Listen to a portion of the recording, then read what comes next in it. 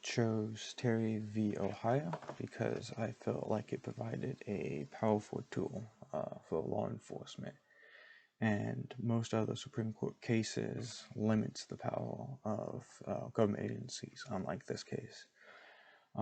And I'm currently doing my CRJ major, so I'm more prepared within law enforcement, and I feel like this is an important case for law enforcement and non-law enforcement to understand and know, as it's become a big issue within the public lately.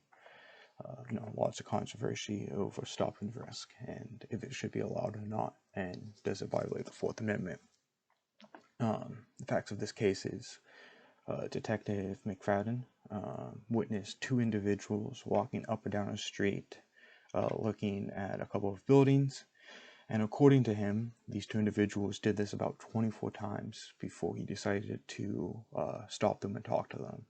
He believed that these two people were casing a joint, and he believed that if he didn't stop them, he would be putting the community in danger and the place that they were potentially about to rob. When he arrived to talk to them, he saw a third person, and they whispered something under the breath that he was unable to hear fully. At this point, he believed he had probable cause to see if they had weapons, at which point he patted them down. However, he did not go into any garments until he believed he had found a weapon, at which point he brought them inside and found a weapon on two of them,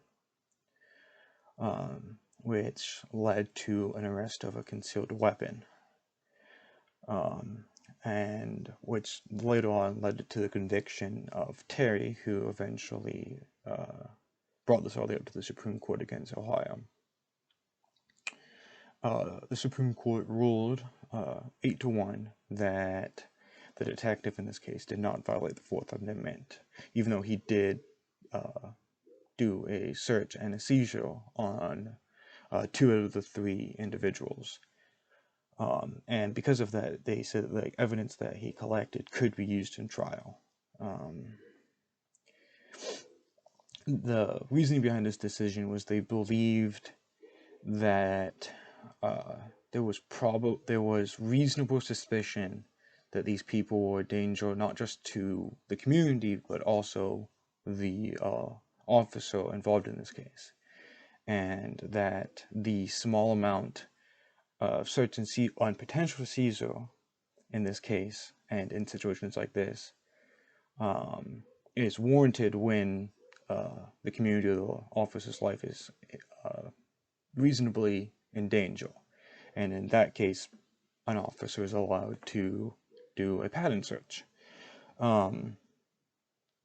This impacts both judicial branch and law enforcement in several ways. One, it allows law enforcement to no longer need a warrant to search for a weapon on somebody that they believe may cause harm to the officer or to the community, which gives them a powerful weapon, but it also impacts the judicial system. Like I said, it generally will make it that there's more concealed weapon cases that the courts will see. However, after an officer arrests somebody, they're allowed to search them fully and any property they have. So if they're in a car or a purse, they can search it, which can and has led to an increased amount of drug charges and other gang-related crimes, as well as allowing officers to create better preventive programs to reduce gang-related crimes and therefore violent crimes in neighborhoods. On the other hand, though, it has provided controversy within the media, as statistics show that it gets generally used more with minorities and communities, and that has become an issue. Alright, that's it.